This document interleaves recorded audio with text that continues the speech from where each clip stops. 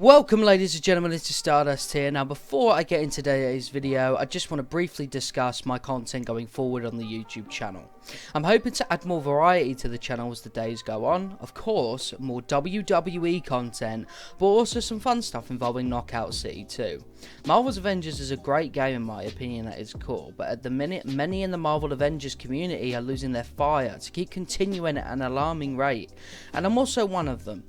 That doesn't mean Avengers content will completely stop, or even slow down, but I want to add more into the mix to give the channel more flavour. Anyways, let's get into the video about my ideal cover star for WWE 2K22.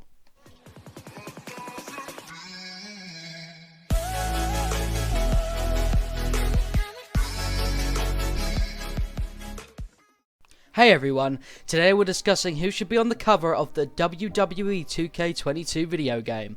I put up a poll on Twitter the other day of some WWE superstars who deserve to have a chance to be on the cover.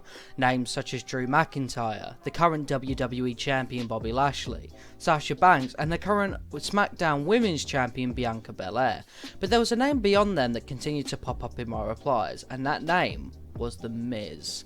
The Miz has done nothing but unbelievable work in the WWE since teaming up with John Morrison just before the virus era began, where WWE had to start performing out of their performance center where obviously they trained talent, for developmental, NXT and stuff like that. Along with that, The Miz has been a continuous class act, able to entertain people whether it's something wacky like the Army of the Dead sponsored Lumberjack match he had at WrestleMania Backlash against Damian Priest, which of course we can all have mixture of opinions about that one. I found it fun, but I can understand why people may have been on the opposite side, but that's not what this video is about.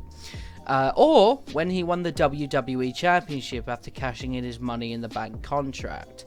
The Miz consistently performs at a high grade before the virus era, but he truly stepped up his game during this era too to entertain a crowd whilst they can't even be there.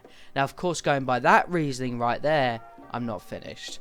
On WWE 2K20 there was two cover stars, being the current WWE Universal Champion Roman Reigns and the current WWE Mother Champion Becky Lynch. I want to do the same here, but my next choice is Asuka.